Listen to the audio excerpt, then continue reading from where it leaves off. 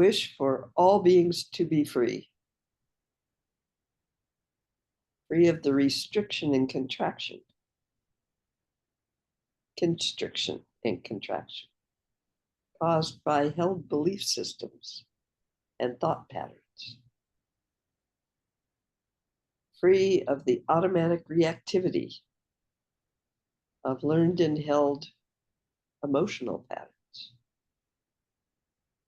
And free of distorted perceptions. I will always go for refuge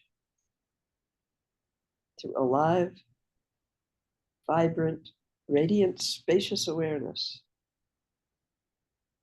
until awareness is ongoing, like the flow of a river. Enthused by wisdom and compassion, today in the presence of all Buddhas and Bodhisattvas of any lineage and or any time or none, I generate the mind of full awakening for the benefit of all beings. As long as space remains, as long as beings remain, may I manifest in such a way to ease and dispel the miseries in the universe.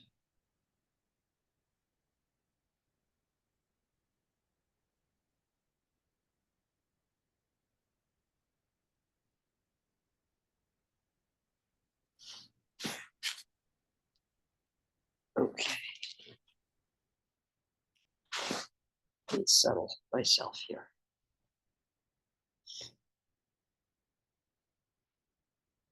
Really quickly before we jump in. And the Lama was asked if you could only realize emptiness or compassion, as they are always joined, which would you choose? A really silly question, but we all ask silly questions, right? And he answered that he would choose emptiness because if it's realized, it is as it's not an it. If it's fully experientially realized, it is compassion.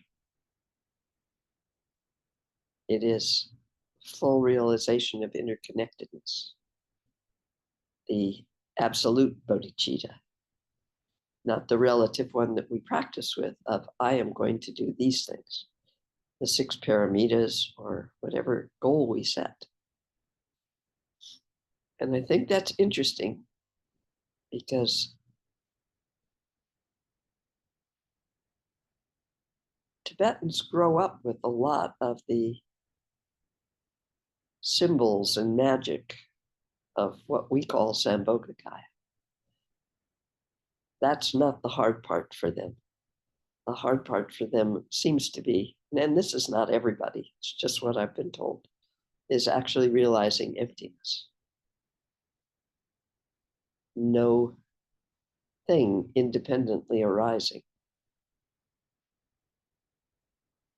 A lot of us in the West seem to realize a sort of emptiness, but it doesn't really include the experience of no independent arising. We're still very sure we're in I, and our focus is often from that perspective, distorted perception. You can't make that change, but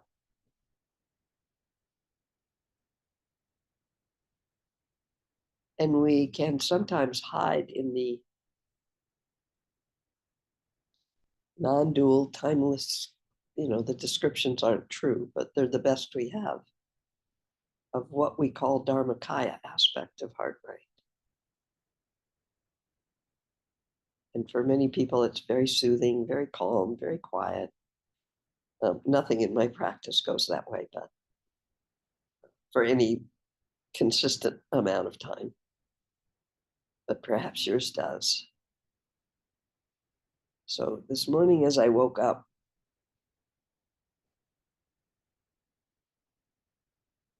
I was wondering, and actually I just asked, which is not a very common, well, maybe it is, I don't know. No, just blah, blah. I asked for help in what we could share in here, and I'll ask you too to be open to anything that would actually help us to, oh, you know what? And I just realized the mistake of that. Then there's an anticipation and an expectation. And now there's an overlay on the tantric practice, the open, beautiful practice of Chenrezig. So forget all of that. That's just my blab blab of my morning and not important right now. Well, I guess I got the help I needed, didn't I? Okay. Let's see how it goes today.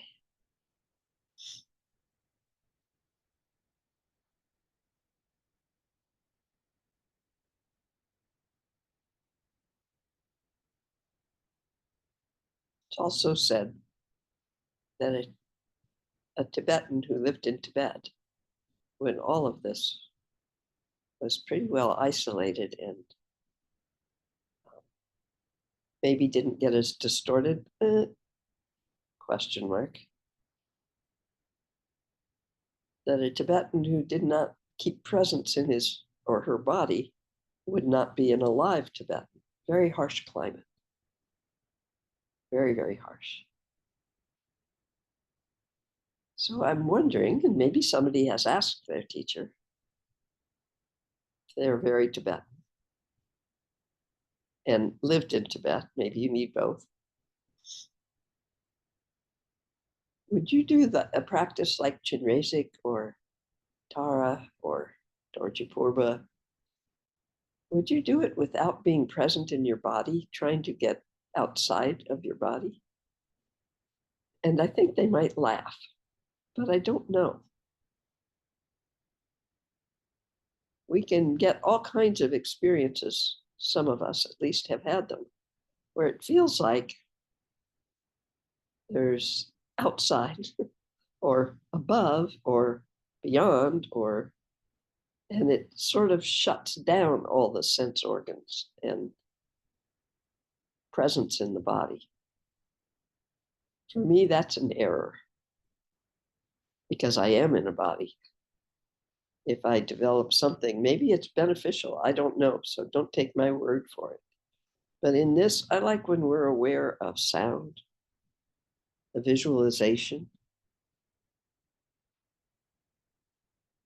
And if we are looking truly at, no, not looking at, if we are resting in any kind of glimpse or awareness of the kayas,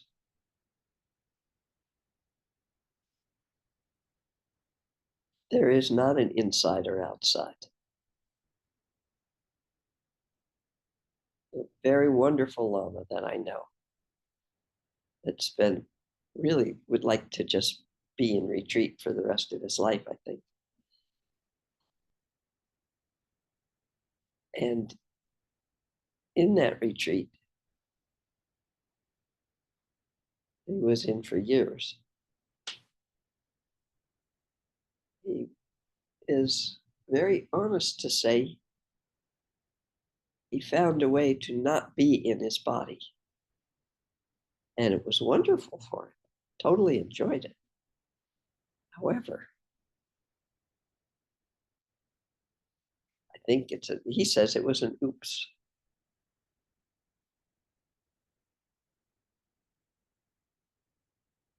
We're here in human form, which is said to have the greatest potential to recognize the essence of what all life is.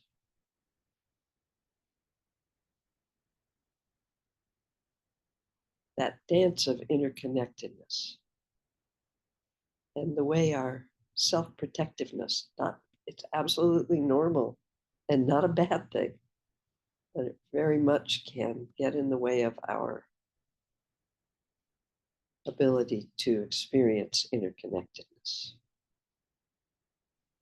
When we do this, when we go to the sending out and receiving of light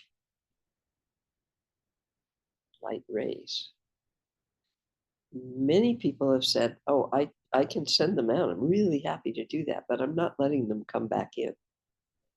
I don't want light coming in from all those beings, as though somehow touching them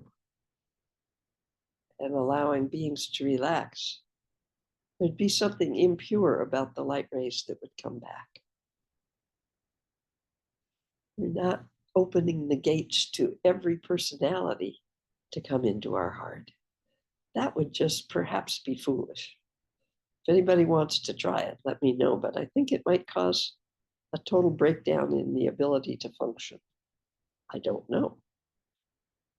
But when we can recognize, Lama Lena once did a teaching where she came into the room. I think it might have been a teaching on Guru Yoga. It's hard to say. She came into the room and she did, I think, 10 prostrations to everybody in the room, which totally confused people. And she got up and sat down, didn't say much, did the things she does in the beginning. And somebody finally couldn't stand it and said, why were you prostrating to us?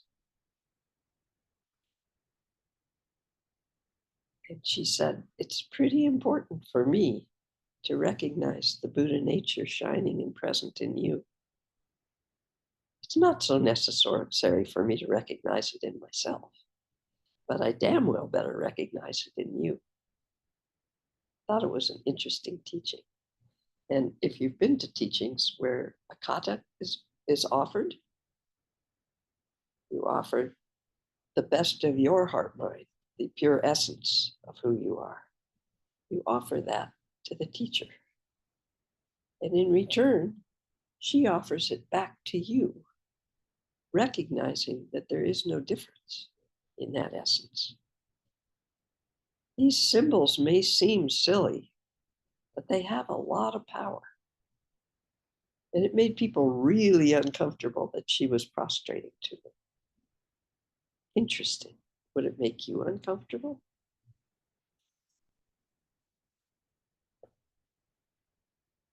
Okay. As she says a million times, I don't have it, you have it. If I could give it to you, I'd give it to you, but you already have it. Find it. Here's some methods. Okay, the method of Chenrezig, which is so beautiful to me.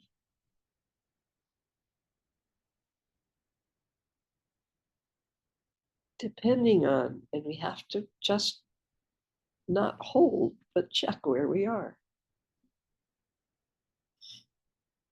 For me, things are more powerful when my heart is involved. There are days where it's very hard for me to manufacture, imagine, create a feeling of utter open-heartedness for something or somebody else. I'm just frigging grumpy and lonely and isolated, and I'd just as soon sit in my own mess. So I give lots of options in here. If you can feel that, a taste, a glimpse of that wave of open-heartedness that most of us have experienced sometime in our life,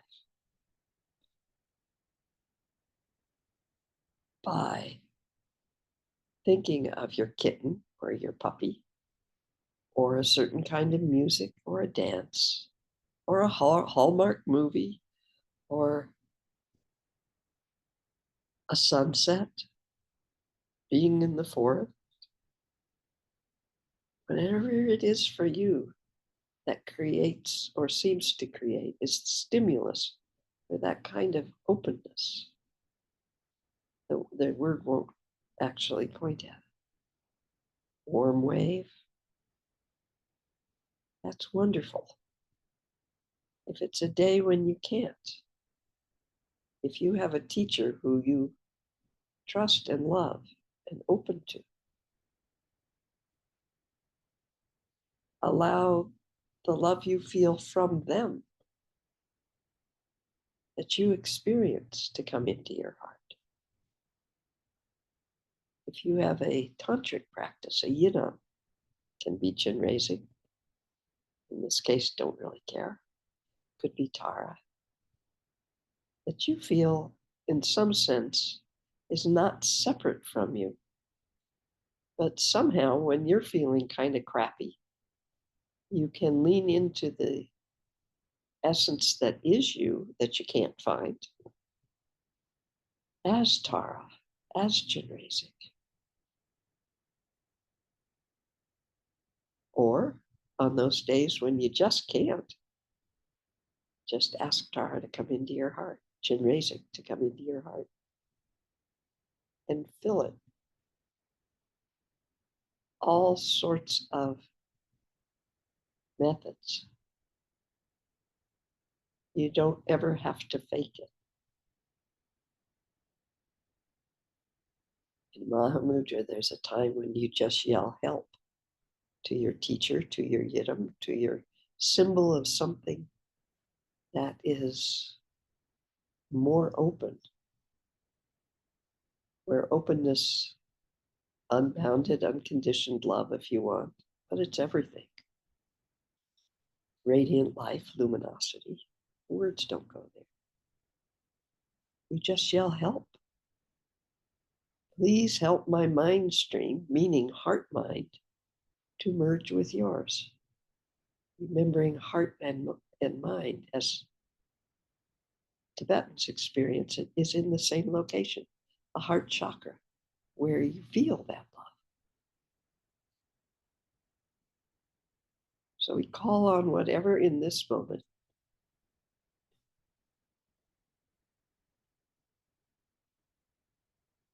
helps our heart to relax a little bit, where we are visualizing, if you want, a lotus made of 1,000 petals.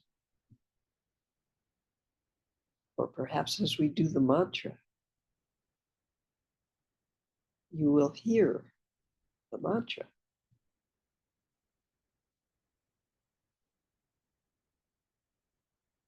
The waves extending of that mantra.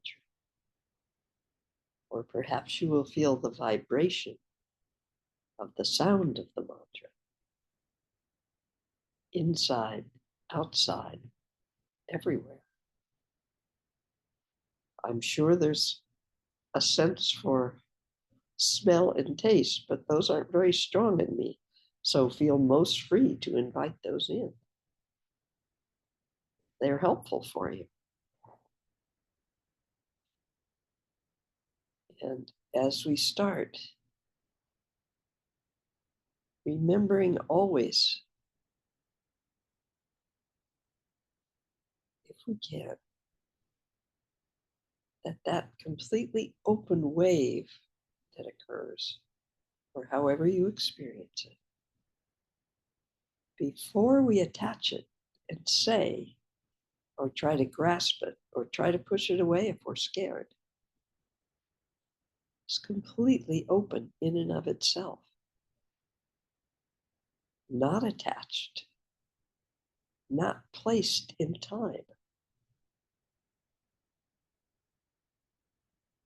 Resting openly enough that experience arises in that way. There is a little gap there before we attach it. I can't see it. It's not a dual experience. We create the duality of it by attaching it. You know how Lama Lena always says, the words, the methods are all pointers. They're not what's pointed at. It is the same with the stimulus that creates that, that appears to create that experience in our, I won't even say in our heart mind. That stimulus is a pointer. It isn't attached. It isn't what's being pointed at, but it gives us a chance to relax enough, perhaps, to notice what it is pointing at.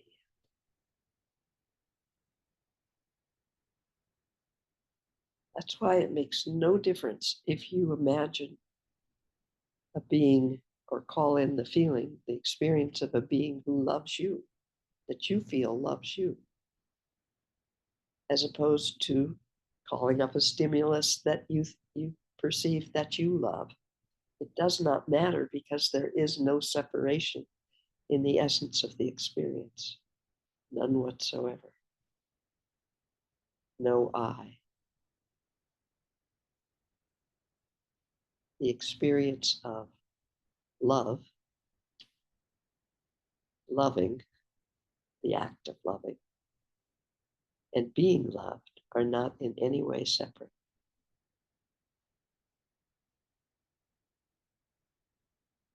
That's not relative bodhicitta. It's absolute bodhicitta. The interconnectedness that is always present. It's just we have a lot of stuff, belief systems, emotional patterns. We just keep piling it on and piling it on. Because damn it, we want something to be true, something to hold still, and something I can count on. Yes?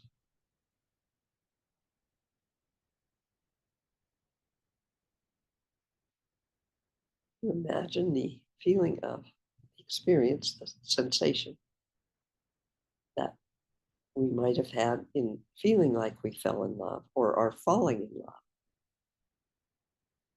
Imagine if that sensation were present at all times, not attached, not grasped, because it's like everything else on this darn path. The minute the I of us tries to grasp it,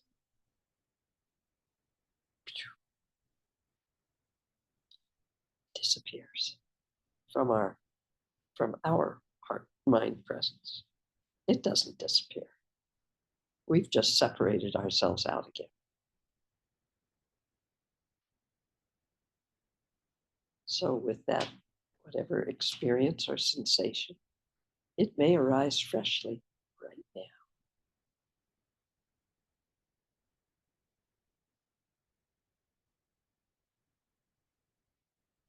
Now I'm going to describe the practice where you're going to do something with it, which is very silly, and I'm sorry, but that's the practice.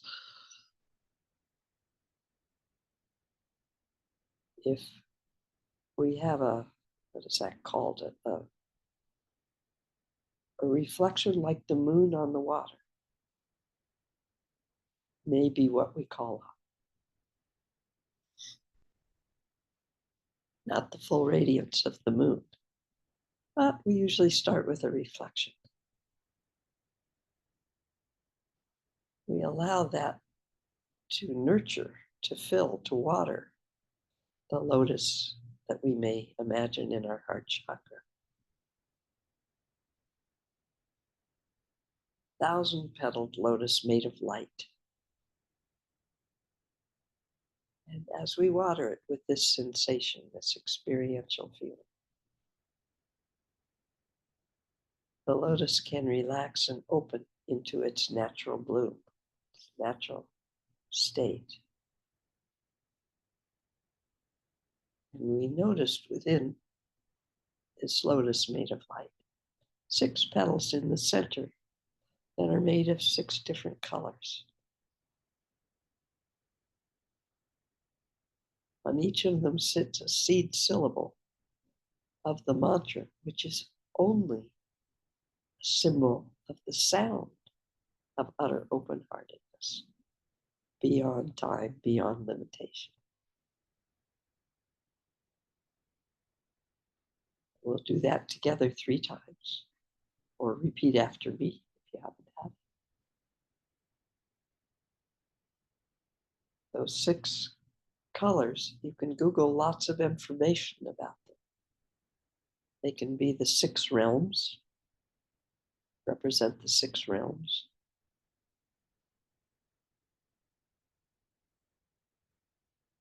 Let them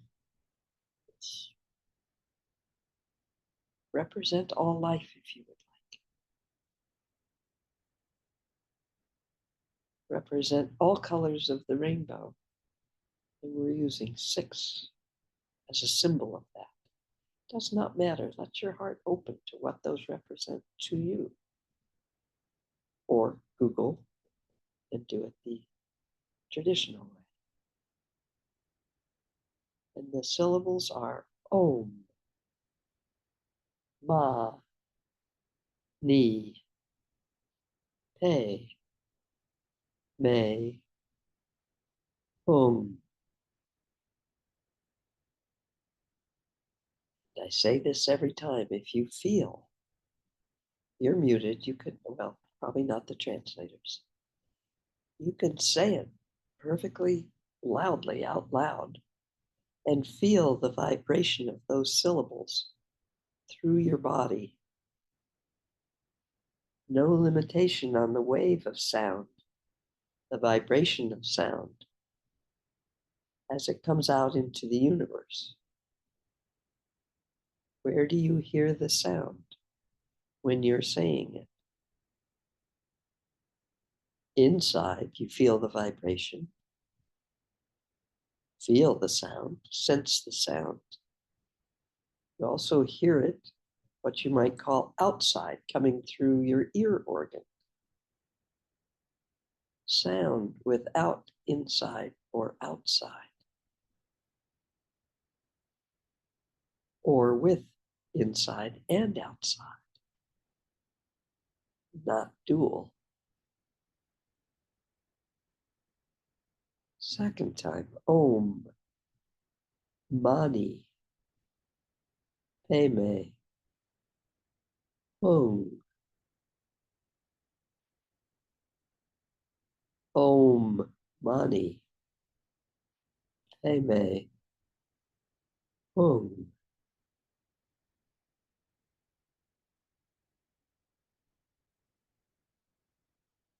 As we say that, and it is recommended to continue saying it quietly, always moving a little bit of air. Isn't that an interesting? It's almost a requirement of the power of mantra. There's a lot of power in sound. There's a lot of power in vibration. Om Mani Padme Hum. If you have learned this as Om Mani Padme or Padma, or however, it's fine. The pronunciation does not matter. If you have a mala and you care to count the repetition of the mantra on the mala is said to hold the energy, the maybe vibration, the sound of the mantra. So that when you're in one of those places of isolation or loneliness or fear or whatever, and you can't find anything to count on, if you will, you can pick up your mala. If it happens to be the time that your mala string breaks, please don't put a whole lot of meaning on that. It doesn't mean you did anything wrong. It means the string has been used a lot and it broke.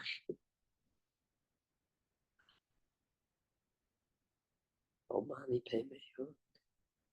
And as we say the mantra, Om Mani Padme Hum, Mani Padme Hum, at whatever rate you want to say it at. I say it quite slowly. So I want to feel that vibration. And that's how I feel it best, sound. Or I don't know why, it's just how it feels best. If you've heard Lama Lena say it, it just whoosh. That's great too. Find your rate and it may change. The inner 6 petals of the different colors start to turn with the sound, and the colors of the 6 inner petals start to blend together. And as, at least for me, they represent all the manifestations, all the colors of the rainbow, of the universe, every imaginable color of light. If all light comes together and blends, it becomes white. Not the static white of a spotlight or a pen light, but a warm, alive, vibrant light. I like the word sparkly. Light is also a wave. It can be a particle. We won't go into that today. Where does light begin and where does light end?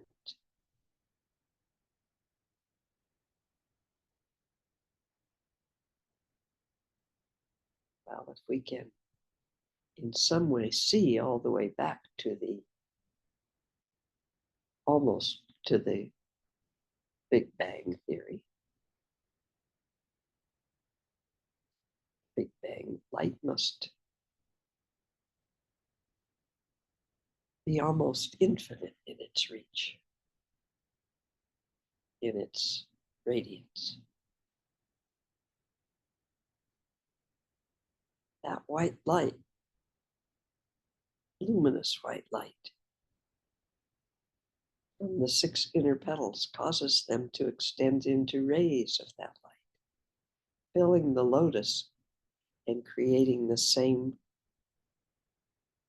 light within each of the 1,000 petals, so that the 1,000 petals extend into rays of that bright, warm, vibrant light. For me, carrying the sound and the vibration of the mantra, Om Mani Padme, out into the universe, touching 1,000 beings with no limitation. As far as your imagination reaches, the rays of light reach to the edge of the universe, beyond the edge of the universe, into the multiverse. No limitation. No limitation in type of being or time, into the past, present, future, imaginary time.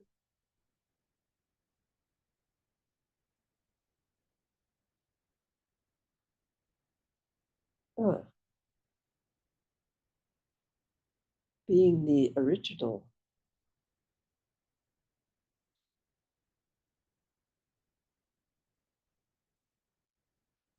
no thing of life in the universe,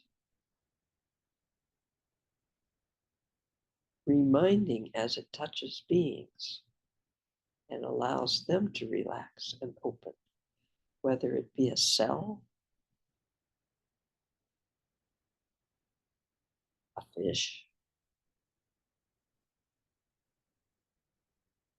a blade of grass, a tree, a cloud, something so large that we cannot see it. The dragons that are seen in the east in any storm with lightning and thunder. If you can imagine 1,000 beings, great. I can't. I can't imagine 1,000 individual and hold that in my mind. So I just let them go out there and touch whatever they will without limitation. Have some fun with that if you want.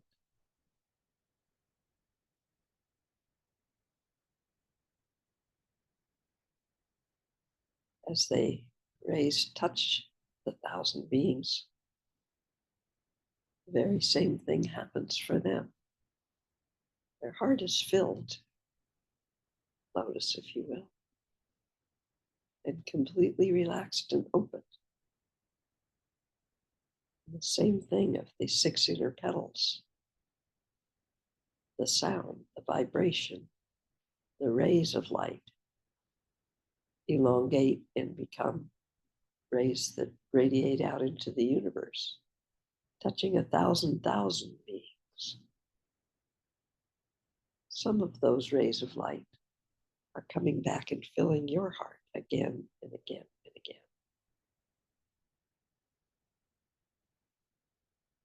On some days, perhaps you will like to visualize the beings being touched as Chenrezig.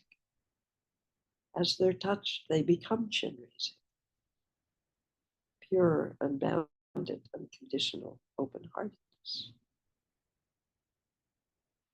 warmth, love, or bodhisattvas. All the Buddhas and bodhisattvas of any time.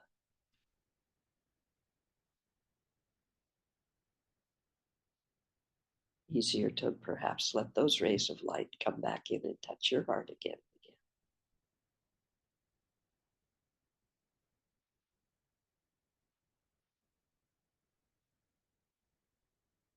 We can rest right there with the intersecting rays of light, the interconnected sound, the vibration of sound touching sound touching sound.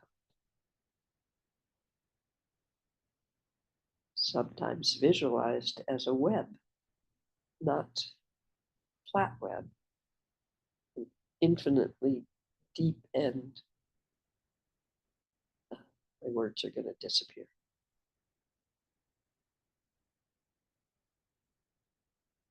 Multi-dimensional web. How's that? Sometimes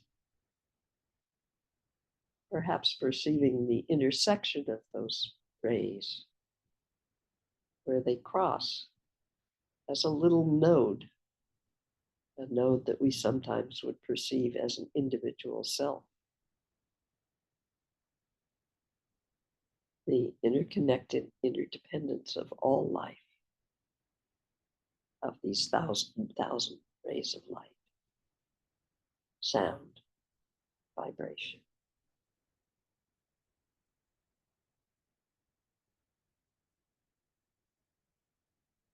And from here, we might imagine if all beings in this, as they are in these rays of light, relaxed into the true essence of Nirmanakaya, interconnected life, what our world or universe would be like.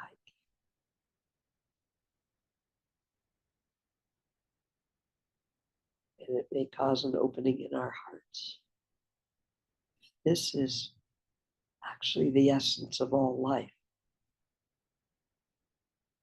How heartbreaking that so many of us never experience it, never have the opportunity to see that, to feel that, to look there, to be that.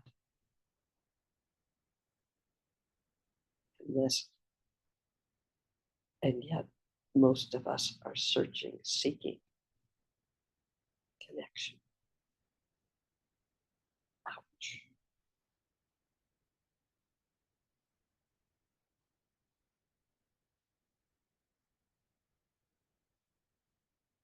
We are interacting with our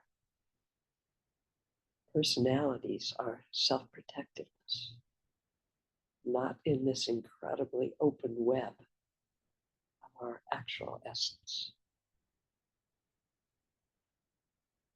And in that interconnectedness is refuge. personalities is the continuation of samsara again and again, endlessly. Our misperceptions in this moment affecting the beings around us as we are affected by the misperceptions of the beings around us. In this moment, not long, far, far ago, long, well, whatever that phrase is, far, far away, long, long ago, in this moment, we rest in this refuge of interconnectedness.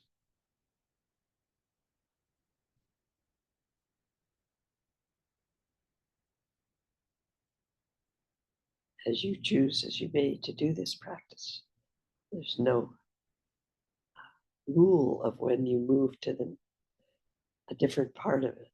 You may rest right here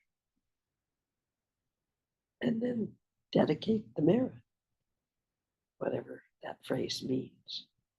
Basically means don't hang on. Let it be as it is. But today, with a time constraint, we'll imagine the sound, the vibration, the rays of 1,000,000 beings touching 1,000,000,000 beings, allowing their hearts to open, allowing their lotus to open, allowing the sound, the vibration of the universe to open.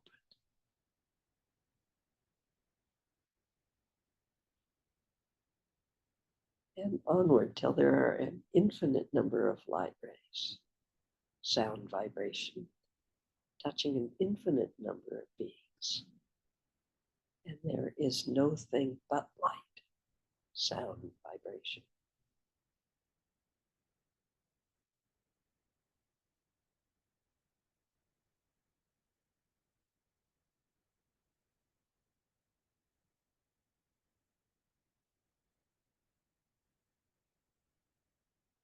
Called Sambhoga nature of heart-mind aspect.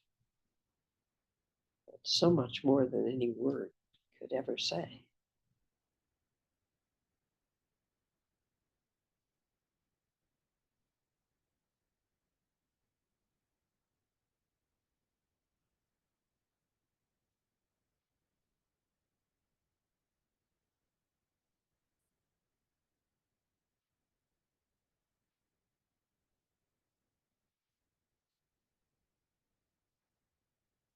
No words can describe accurately in any way,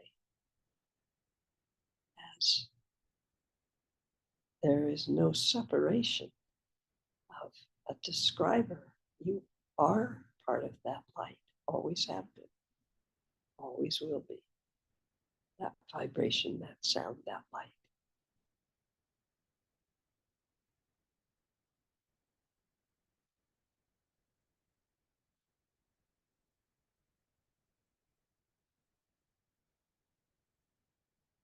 Awareness, yes, not self-focused.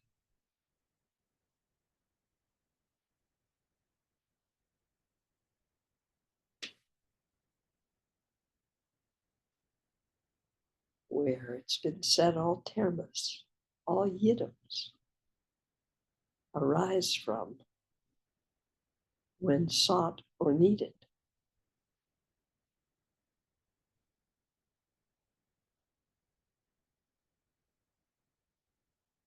May arise as any sense, sound, vibration, form you see, some form you feel, form you sense.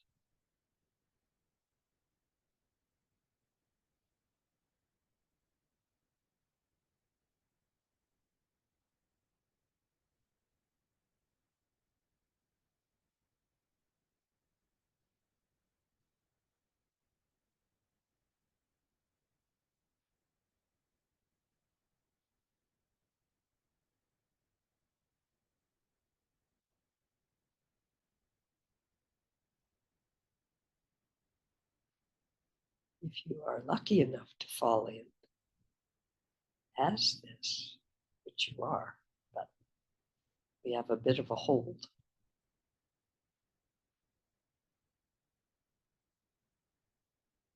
When you grab your form back, which we will, you'll have to pee, you'll get hungry, the phone will ring, something will happen. You're not going to destroy your form. Some people were.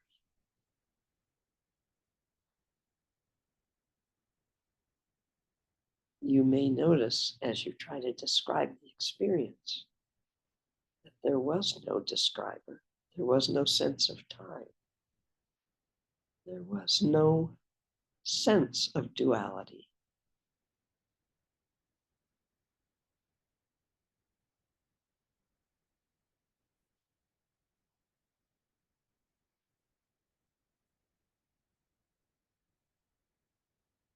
Again, our heart may almost break at the suffering that we and every other form experiences with its certainty of separation.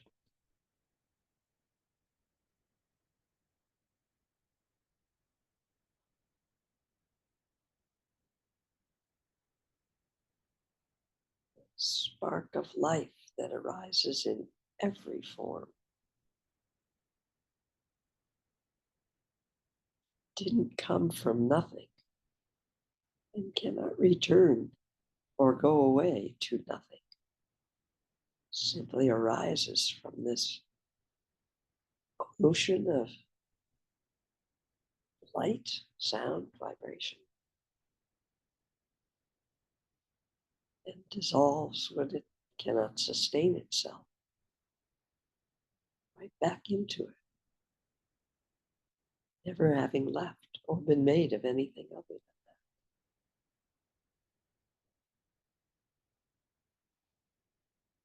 That's some refuge. You are that refuge. But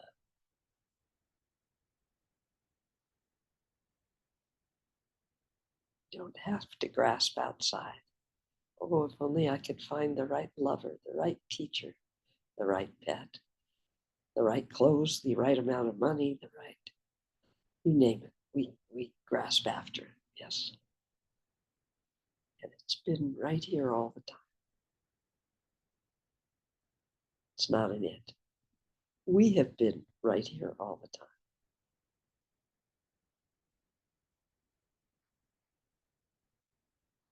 Not separate.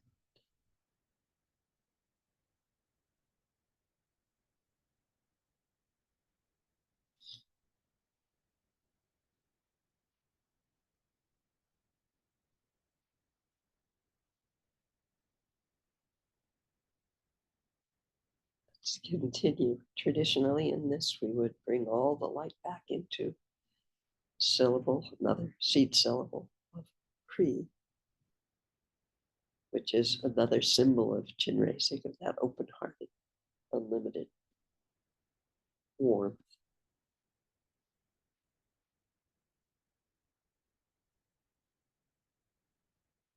Today,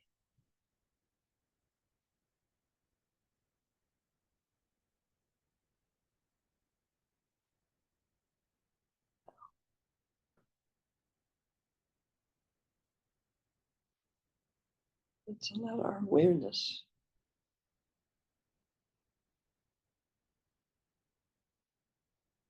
notice the indescribable spaciousness.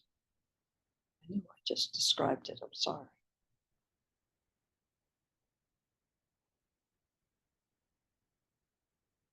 That is permeated with this light of aliveness.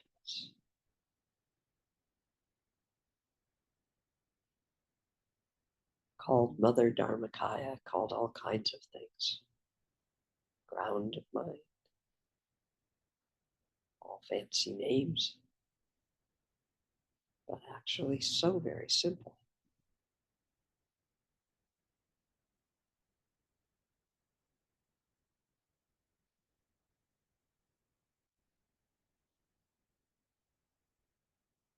No duality. No up, down, right, wrong, good, bad. Those would be dualities.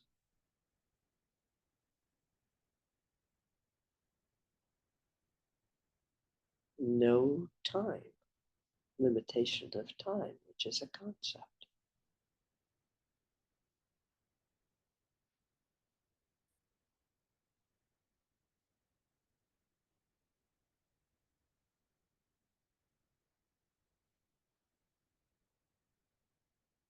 Unawareness,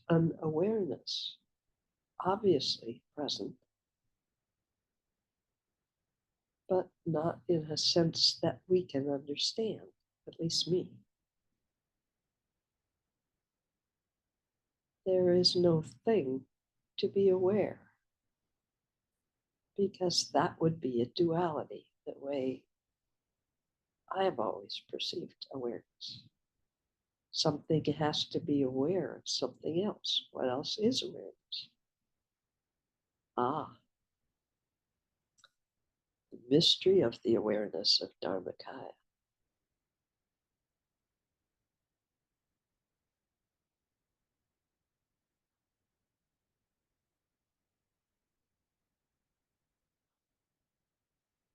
Unchanging, unaffected by personalities, unaffected by theories and concepts,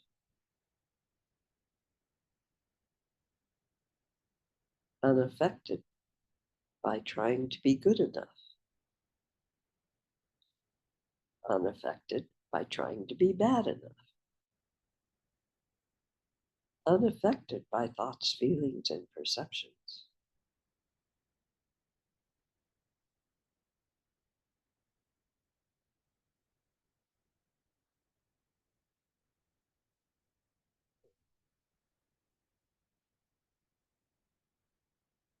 Always present.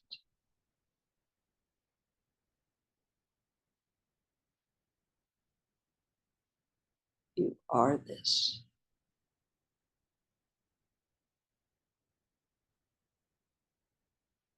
You are the ground of heart mind, where everything and anything arises. You are all beings that have ever been, are, or will be, or perhaps can even be imagined. I don't know.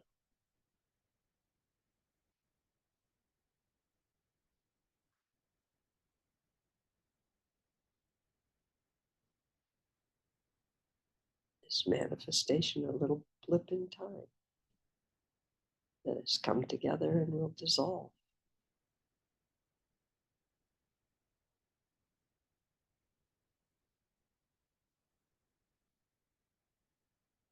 No thing dies. Form dissolves. Form arises, form dissolves. Nothing dies. Form, as Chenrezig is fond of saying, form is emptiness. No independent existence, even for a moment. Always moving, always changing form.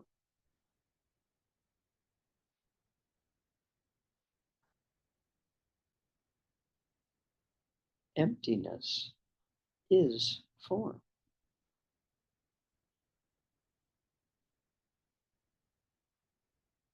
You are that. You cannot separate yourself from that.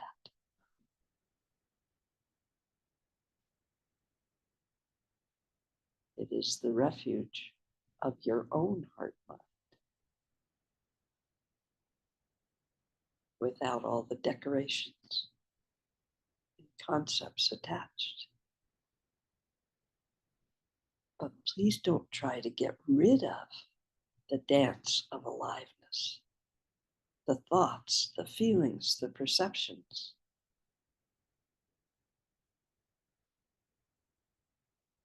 As the Bilblaw held belief systems, reactive emotions, distorted perception relaxes in its own time. Don't try to hammer on it, it won't work. So it relaxes. This open nature of heart mind and the dance of everything that arises becomes clearer.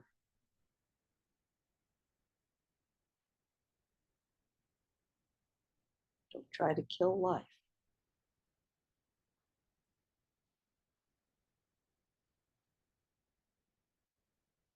Perhaps relax a little more around those thought systems. Said if we really experientially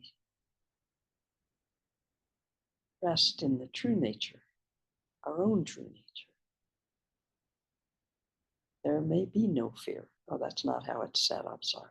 There is no fear because there is no thing that ever holds still other than timeless, spacious, non-dual awareness.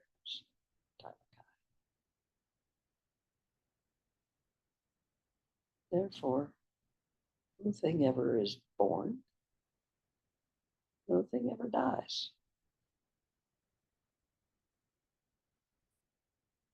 I can say the words, I can feel them with you in this moment, but I don't live there all the time. That sneaky little eye of me comes in and goes, but wait a minute, what about me? It's okay. Just painful.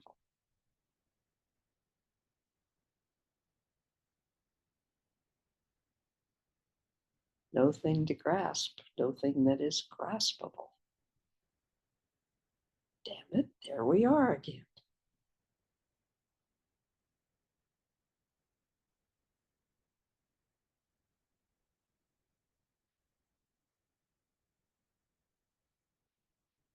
Apparent. Not a parent, but a parent. Maybe they're not really that different. I don't know. Anyway, I think that's enough words for today. I so appreciate you being here so that we do this and it arises together. How could it arise any other way other than together?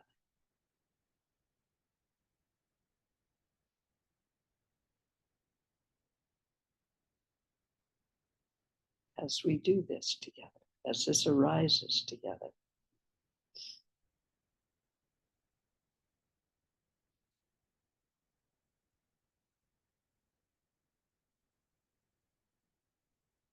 may we not grasp, or if we do, maybe we could laugh. May we not grasp, but again and again rest in the ultimate refuge as the ultimate refuge, arising, dissolving.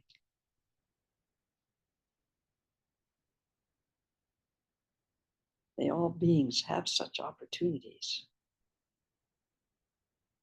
to notice. May all beings